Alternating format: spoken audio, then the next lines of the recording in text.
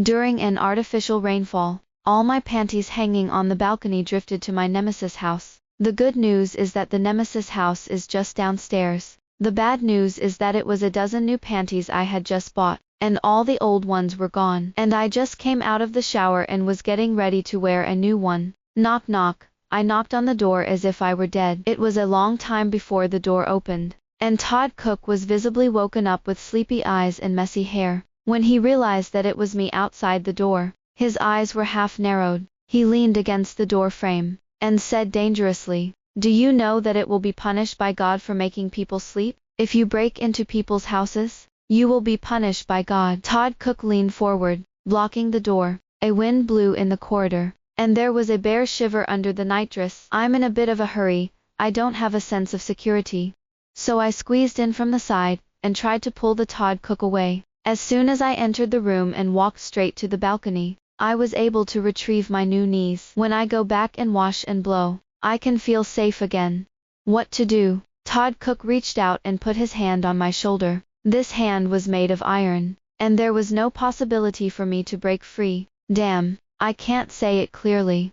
I've got something left at your house. I'm going to go in and get it. Todd Cook crossed his arms, his body still, raised his eyebrows when he heard this, and his tone was mocking. "The last time you came to my house was 3 months ago. Your things are so pitiful. You were abandoned by your master for 3 months before you remembered." In addition to the yin and yang weirdness, in addition to the words, it is obvious that he doesn't believe my things in his house. The wind poured into the hallway through the windows, and it was cold. Todd Cook seemed to notice that I was trembling slightly, and pulled me in with a frown. "I owe you." Todd Cook's house is black, white, and gray, and it looks as cold as it is outside in a stormy wind. Since the floor plan was the same, I immediately walked firmly in the direction of the balcony. "Hey, who's going to let you go?" A hand reached out from behind me, pinched my shoulders and pulled me back. I was pulled to sit on the couch, and Todd Cook stood right in front of me, like a wall. What was dropped? When it was dropped, where did it fall? I'll find you these 3 questions clearly. I couldn't stand up, and when I looked up at him, he looked so indifferent that he wouldn't have gone away if I hadn't answered the question. "It's inconvenient to say. On the contrary, it's the wind that blows my things onto your balcony anyway." Todd Cook had a look of suspicion on his face, and he wanted to go over and verify it himself. I immediately got up and stopped him. "You are not allowed to come. I will take it myself." Todd Cook clearly felt that something was wrong with my repeated vague words, but he didn't move, and let me go to the balcony. I was in a hurry to get my panties back, thinking he hadn't followed, so I struggled to tiptoe and pull at my pale pink, lavender, and pale blue colorful panties. I guess that's all there is to it. I felt a sense of solidarity in my heart, and my sense of security was finally coming back. When he turned around, he was confronted by Todd Cook. His gaze fell on my hands. "Didn't this man just stand in the living room?" Todd Cook's expression froze visibly, then immediately turned his head. "I told you not to come." Annoyed, I ran out like the wind, closed the door and ran back upstairs. Knock knock. I knocked on Todd Cook's door again. God knows how long it took me to make this decision in my head. I didn't have a key with me, and when I went upstairs, the door had been blown shut by the wind. I wanted to call a locksmith, but the artificial weather outside was really not wonderful, and no one wanted to come at all. I crouched in the doorway, holding the new inner pocket in my arms, and felt the cold wind blow in gusts of wind, where I didn't wear. It's really insecure. The door opened, and Todd Cook looked embarrassed. "Why are you here again?" He looked slightly unnatural, and coughed lightly. "Haven't you finished taking the things you dropped?" "It's a shame. I didn't have the keys with me. I thought, borrow your bathroom. It doesn't matter to me whether I can get into the house or not. It's what matters is to fill my sense of security, put on my underwear." There was a hint of pleading in my tone, perhaps the first time I'd heard it like this, and Todd Cook froze for a moment and turned sideways. "Let me in." But Todd Cook apparently just thought I wanted to go to the bathroom, so when I asked him for a hair dryer, he started asking this and that. Anyway, he saw that I had dropped something on his balcony, and I broke the jar and said, "I don't have to wear it now because I have to dry it." To prove it, I took out the one that was ready to be dried, and stretched out my hand to show him. It's a pale pink strip with a tiny bow and lace, probably never seen before. Todd Cook's otherwise cold face was suddenly dyed with the color of sunset. He couldn't say a word, turned around like a robot, and walked away in a slight panic. A minute later, a hair dryer came in through the crack in the door. I couldn't have blushed all over my face, considering that almost all of my previous communication with Todd Cook had been a bickering. Quickly took over the hair dryer, and I gave myself a sense of security that I had not felt for a long time with a very fast speed. Comfortable. The sense of security has returned, but I am not safe again. Unexpectedly, the cold wind blowing in the corridor for a total of 10 minutes actually made me start to have a fever. Todd Cook and I sat diagonally across the couch, the longest distance we could keep from him. Once we sat down, no one looked at anyone, and each lowered his head to play with his phone. For his rescue, I held back for a long time and thanked him, but as soon as he finished speaking, the person fell. Hey, don't you die on my couch and say thank you for your life? Don't you? Before I lost consciousness, I heard his voice in a daze. When I woke up, I found myself in bed. The fever has subsided, and I feel a lot more comfortable, but there was a Todd Cook lying next to him, who looked like he was red and warm, and burned worse than me. Help! I can't just leave it alone. So I resigned myself to getting up and getting a wet towel. It was only before I moved one leg that Todd Cook suddenly rolled over and put one arm and one leg on top of me. God, this man is cast of steel. Obviously he fainted, but I can't push his body. As I moved, he got closer, almost holding me in his arms. Christine Swift. Todd Cook began to whisper my name,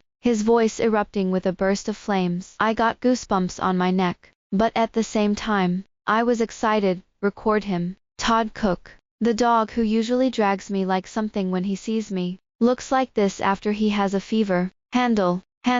I have his handle from now on. And then wouldn't it be easy to handle him?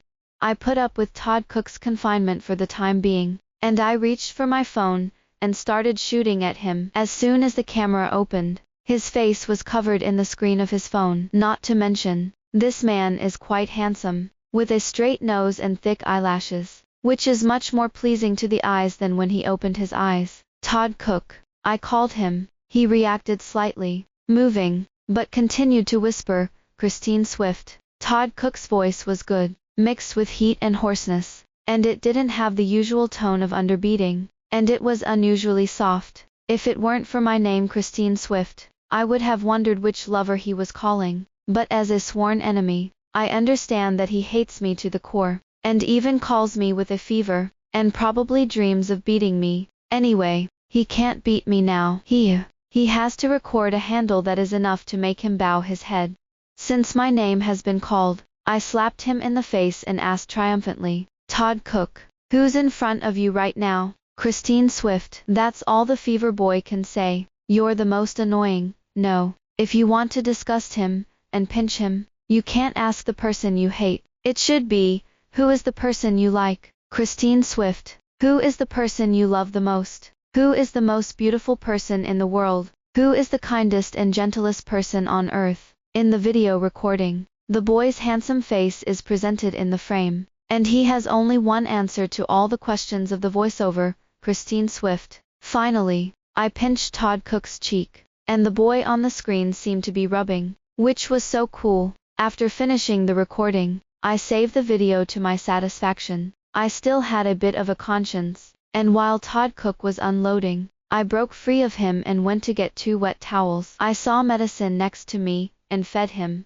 Everything was recorded, but he couldn't wake up thinking I was abusing him. I was just a freshly fevered person, barely strong enough to save Todd Cook. And then I fell asleep again. When I woke up, I couldn't tell whether it was black or white outside, only one pair of eyes. I lay on my back, Todd Cook with his head propped up to the side, looking at me with strange eyes. It was a little close, and my first instinct was to beat him up and knock him 3 meters away. But he's awake now, and I can't beat him. Besides, I have a handle in my hand. The gentleman doesn't move his hands. I straightened on, looking him in the eye. Todd Cook, think about it. Do you have any handle in my hands? Todd Cook didn't move, his eyelashes drooping, covering half of the light in his eyes, slightly cloudy. What? Shout. Sister, I'll owe it to you.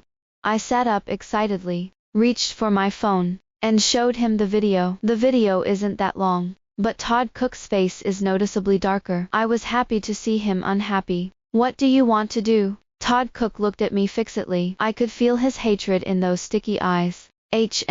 Call me sister from now on. From that day on, Todd Cook was pinched hard by me with the handle in hand. Don't worry about bullying people. Be on call. Do whatever you want, and be very well behaved. Todd Cook, wash some fruit for me. Todd Cook grimaced and brought the fruit bowl to me. Scream. Sister, listen. I picked up a grape and looked at him triumphantly. The boy's face was clouded, and when I ate the 7th grape, he finally called out, Sister, good Tilda. I casually transferred a red envelope to him, which was regarded as paying for the fruit and the service fee. Todd Cook, give me a thump on the back, and a pinch on the shoulder. The boy exuded cold air all over his body, but he didn't have to be obedient and start serving.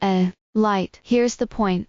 Todd Cook, how's your cooking? Make some for my sister. Todd Cook, help me move something. Don't worry. Todd Cook, my sister won't be missing your red envelope. Who knows? I'm incredibly grateful that I left him in the first place, because during this time, Todd Cook is even better than the servants, brothers and sisters on the internet. Until this day, this kid actually took the initiative to call me sister. I thought he was used to being enslaved by me, and didn't pay much attention to it, until he called me to his house, asked me to sit down in front of the couch, and started playing the video in front of a screen across from the couch. On the curtain, my face burned red, like a red apple. His eyes were tightly closed, but his hands were wrapped around the body of a boy, and he kept hiding in someone's arms. What?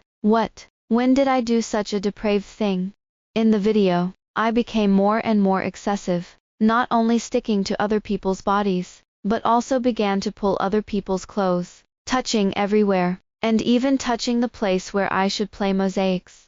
The picture was so unrestrained that I couldn't help but cover my eyes, and dare not look at it. But the male voice that finally appeared in the video was deafening. Christine Swift, let go. It's definitely Todd Cook's voice.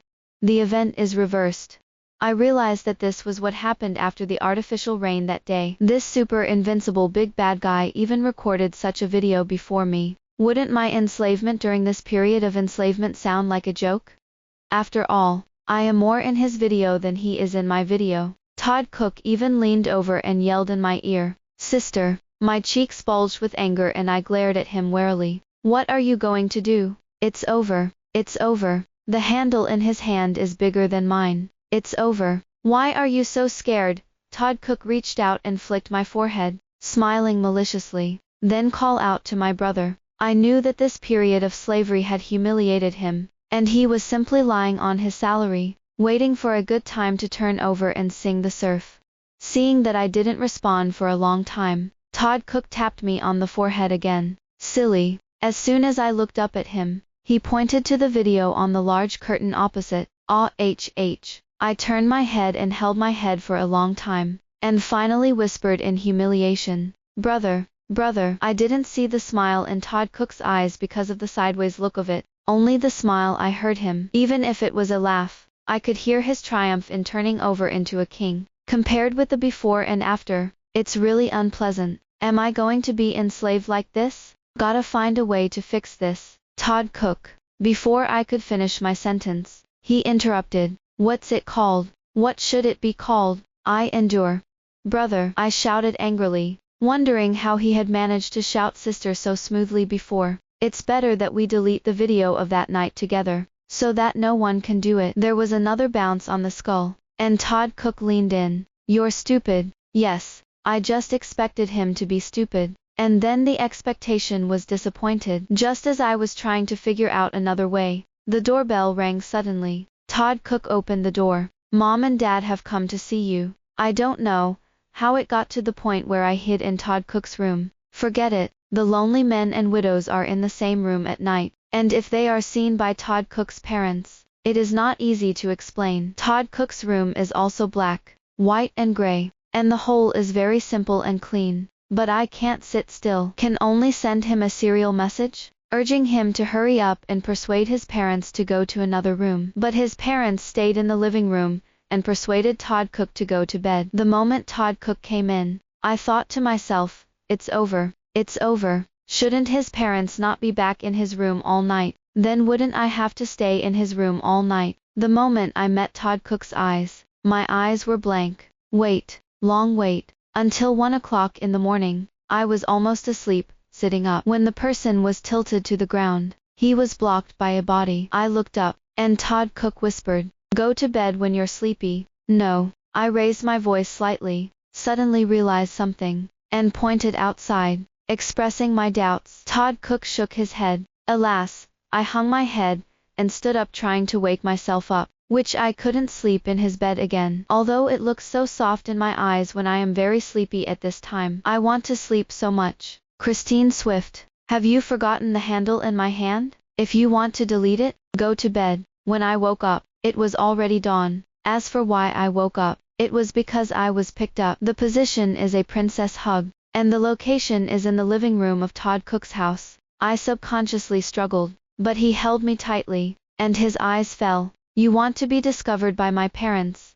I'll send you up now. As soon as the door opened, his parents' demonic voices rang out. Todd Cook hurriedly carried me behind the door. Hey, why is the door open? This kid doesn't close the door when he goes out. At this moment, I was super nervous. After all, Todd Cook and I were too close, and we hid behind the door with our bodies close to each other. And as long as his mother took 2 steps outside, he could see us. We still maintained the posture of the princess hugging, and did not dare to make a single movement now. Finally, the door closed. I quickly jumped out of Todd Cook's arms, and tiptoed up the stairs. But after only 2 steps, my hand was grabbed. Christine Swift, you have no conscience. I can't enter the house for you now. You don't want to say anything. Why can't you get in? Why don't you knock on the door? Before I could finish my sentence, I was pulled up by Todd Cook, who suddenly lifted his leg upstairs, and crossed the corner of the stairs in 3 seconds.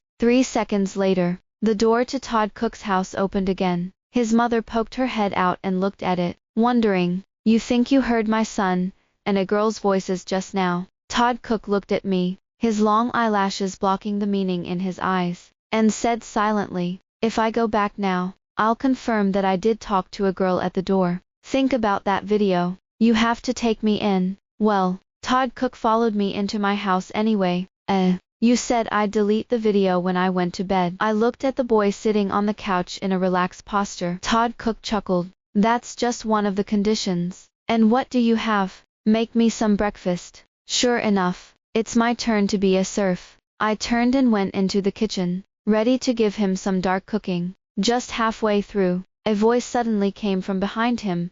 What kind of mess? You won't let me teach you. Things somehow developed into him teaching me how to cook. Also because I was careless, the knife touched his hand. I'm sorry. Looking at the blood flowing from his fingertips, I panicked and quickly pulled him to the couch and sat down. Then I took out my medical kit and started treating his wounds. Even though we were bitter enemies, I kept saying, "I'm sorry," with apologies and worries. When this happened, the top of his head was suddenly covered by a hand, and then he rubbed it. Todd Cook's laughter came with a pleasant voice. It's okay. Strange. Really weird. The rival doesn't scare me, and I feel hairy in my heart. You really don't blame me? I looked up at him. Todd Cook's expression was unusually gentle. Was I stupid to cut with a knife?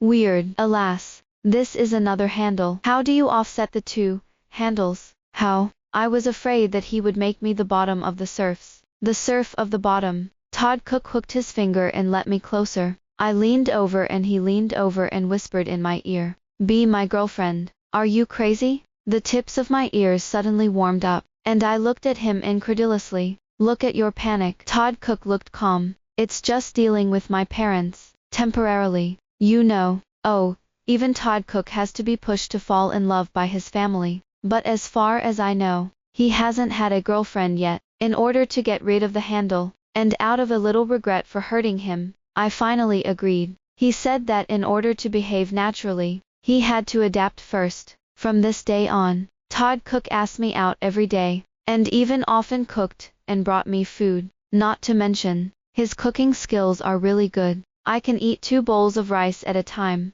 This time he said he was going to play script killing. I don't remember the content of the script killing, but I remember that we played a pair of CPs. He looks really handsome in a suit.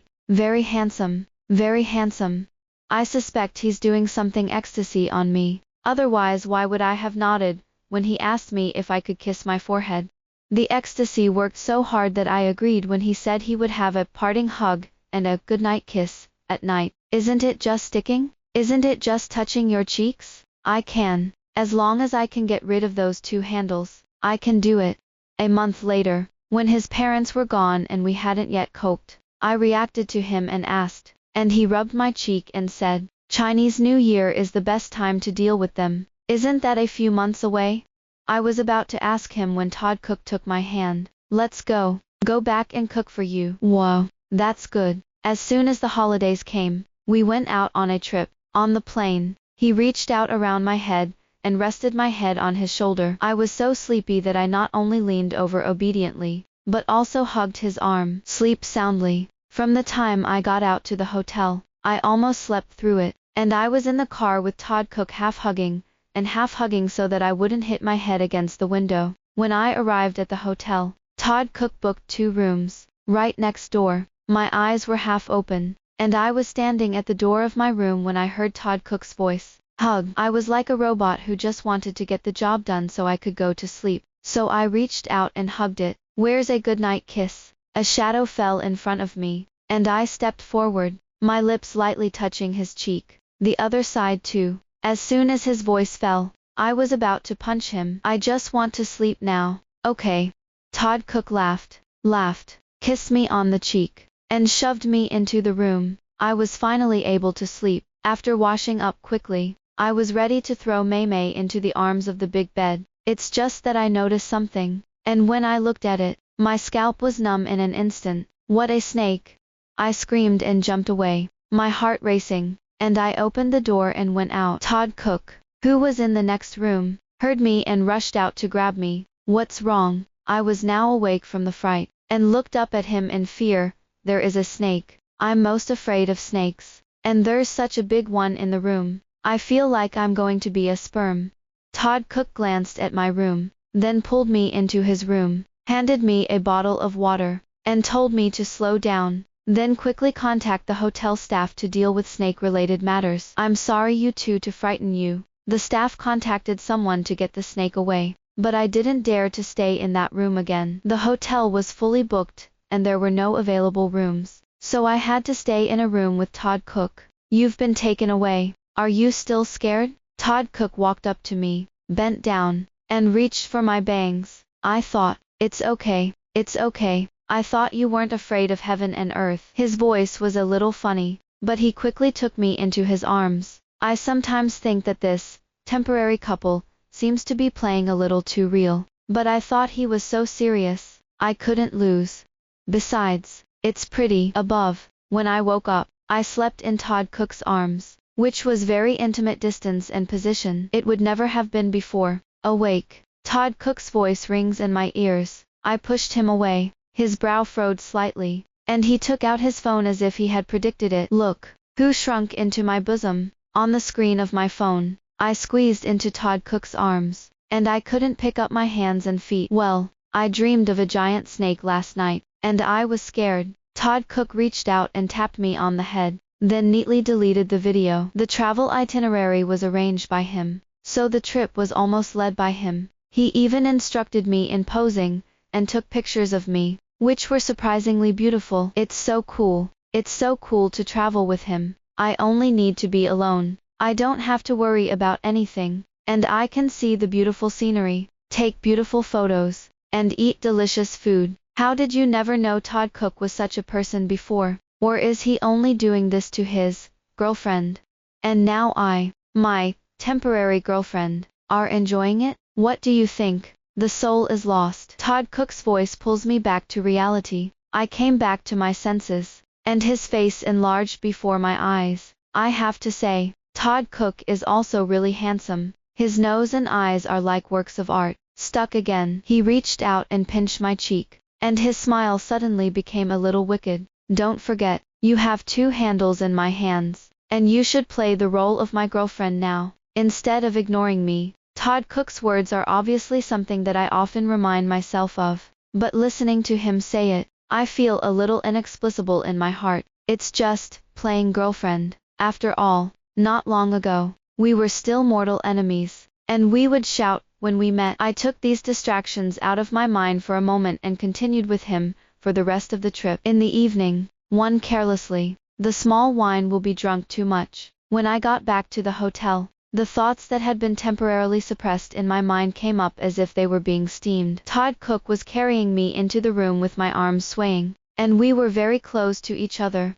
It's over, and when I realize that I only have this handsome face in my eyes, and I can't see anything else, I know it's over. God, is the person in front of you really the same sworn enemy as before? What should I do if I feel that I have lustful thoughts about my nemesis?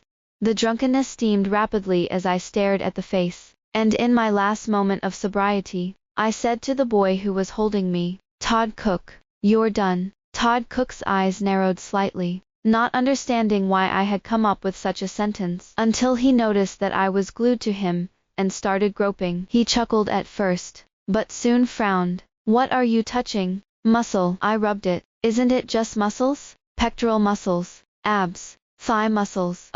That's not right, Christine Swift, touching people indiscriminately, but you're responsible. Todd Cook's palm was over the back of my hand, with light force. His voice was right in my ears, very close. Well, the place where the sound came from was also close. I tilted my head slightly and pressed it to the two light-colored lips. Todd Cook was stunned for a moment, then his Adam's apple rolled rapidly. Before the stormy kiss fell, he whispered in my ear, touch it. After a night, I touched it enough, but my mouth was a little damaged. But it doesn't matter. The important thing is that I saw Todd Cook post a photo we took yesterday on Moments. What should I do if everyone sees me? I remember, boyfriend and girlfriend were only temporary. Todd Cook opened his phone, and clicked on the little man icon in front of me. Only you can see. What's the need for this? I muttered twice. He chuckled, then leaned over and pressed it to the corner of my lips. Wouldn't it make sense if it was visible to everyone?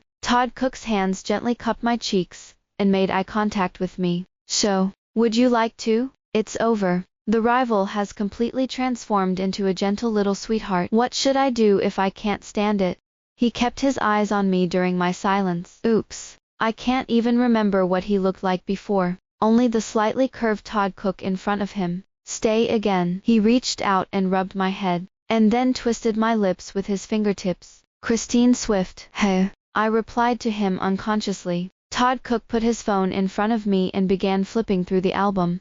Come and see. I looked over. His slender fingers swiped the album, and in the video category, there were only a few scenes recorded from the past few days of travel. I deleted the video from that night a long time ago. I don't care about cutting my fingers. In other words, those two handles no longer exist. I looked at him in confusion. What do you mean? Is it about to end the relationship of a temporary couple? Todd Cook's voice confirmed my suspicions. The handle corresponds to the situation of the short-term girlfriend, and the handle doesn't exist. So, he didn't finish his next words, but I understood what he meant. As soon as I lowered my eyes, Todd Cook suddenly moved closer again, his palms tightly clasping my waist. Isn't it all over when you get so close? I looked at his face, trying to figure out what the old enemy looked like, but the next moment, Todd Cook reached out and pinched my cheek, causing me to open my mouth. Then he lowered his head and kissed me on the lips. The sunlight outside the window fell on his face, making it half clear and bright, half dark. Todd Cook's breath burned as the hand around my waist slid down to my hip edge,